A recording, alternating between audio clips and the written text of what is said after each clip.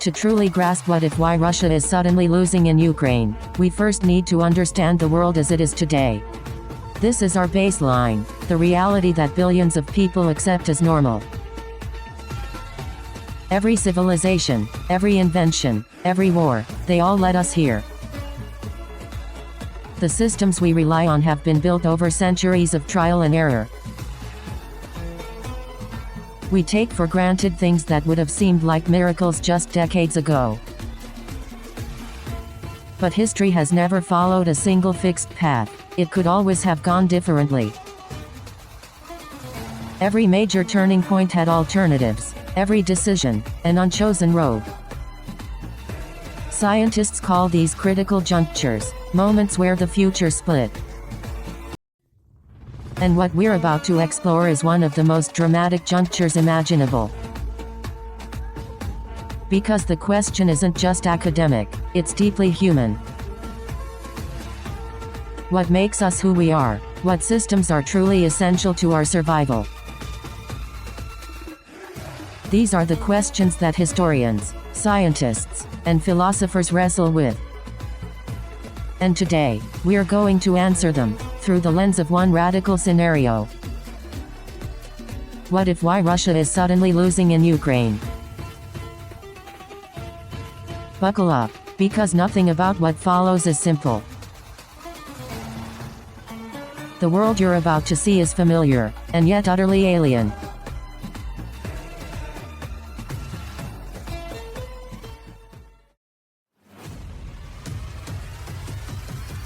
It begins with a single moment, the exact point where why Russia is suddenly losing in Ukraine.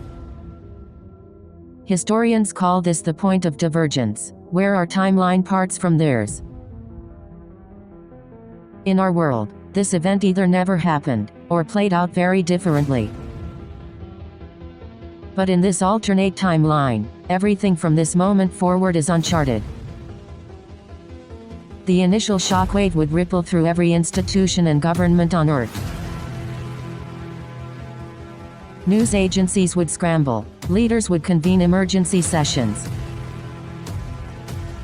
Within 24 hours, the old world order would already be cracking at its foundations.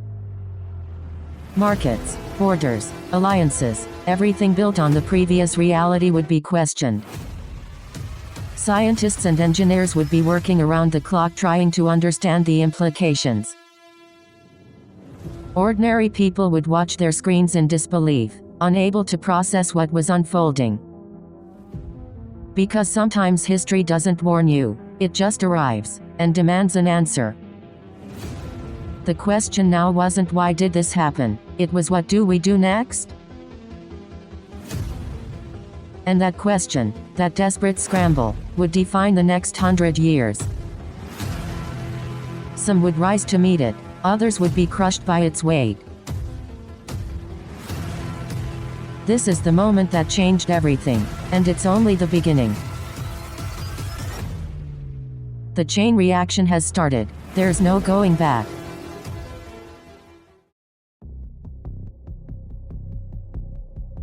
Within the first 72 hours, the scale of the disruption became impossible to ignore.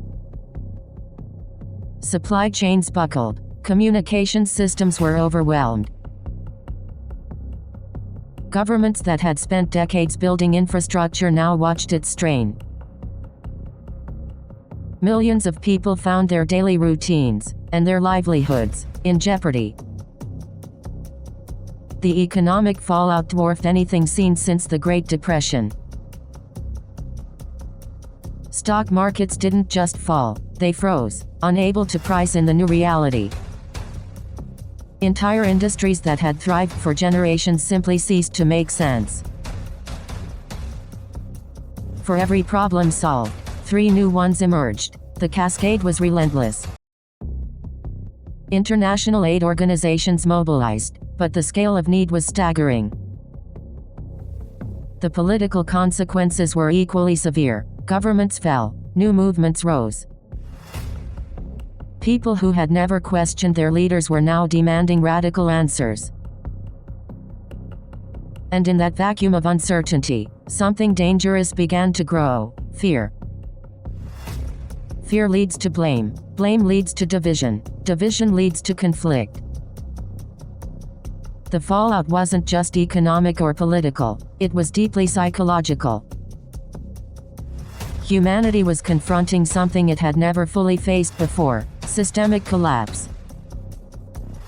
And yet, in the darkest moments, something else also began to emerge.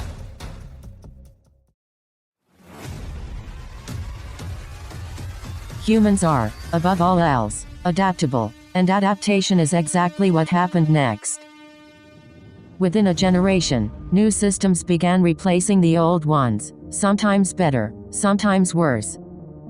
Technologies that had seemed impossible before the divergence were now developed at speed. New social contracts were written, new power structures emerged. The nations that adapted fastest became the dominant forces of the new era. Those that clung to the old ways found themselves increasingly isolated. Culture transformed. Art, music, language, all reflected the new reality. Children born into this world grew up with completely different assumptions about life. For them, the old world was something from history books, distant, almost mythological.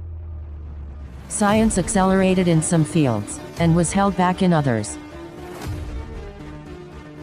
Medicine, energy, and communication all took unexpected evolutionary paths.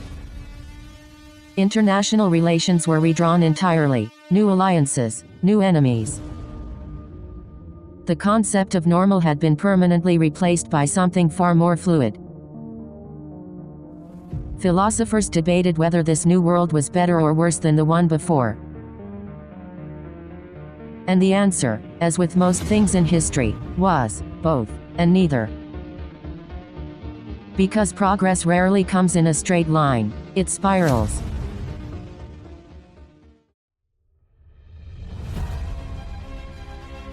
Fast forward 100 years from the moment of divergence. The world you see bears almost no resemblance to the one we live in today. Cities have been rebuilt, some grand, some brutal, all uniquely shaped by the new era. The global population has followed a completely different trajectory. Some regions that struggled for generations in our world now thrive. Others that were once powerful centers of civilization have faded into obscurity. The language of power, political, scientific, cultural, is unrecognizable. What we call progress in our world may not even be a concept here. The moral frameworks that guide our societies were built on foundations that don't exist here. Even our sense of identity, national, religious, cultural, would be fundamentally different. Would people in this world be happier, freer, more connected to each other? Or would they face their own unique forms of suffering and injustice? The honest answer is, probably all of the above, in different measure. Because no alternate timeline erases human nature, it only reshapes its expression. And that is perhaps the most profound lesson of all these what-if scenarios. We are the product of our history, but we are never its prisoners.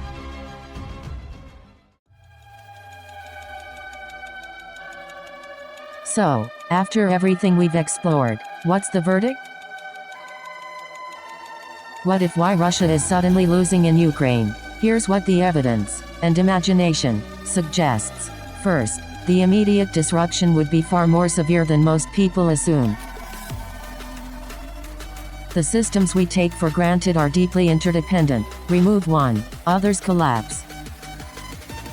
Second, human adaptation would kick in, but at enormous cost, over generations. History shows us that societies can rebuild from almost anything, but the price is real. Third, the alternate world that emerges would have its own triumphs and tragedies. Not better, not worse, just profoundly, irrevocably different. The most important takeaway? The world we live in is not inevitable. It's the result of countless decisions, accidents, and moments of courage or cowardice. Which means the future, our future, is equally up for grabs. The choices we make today will be the alternate histories of tomorrow.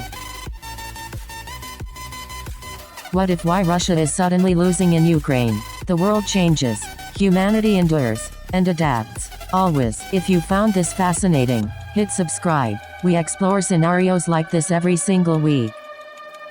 Drop a comment below. Which what if scenario should we tackle next? This is What If, and this is only the beginning.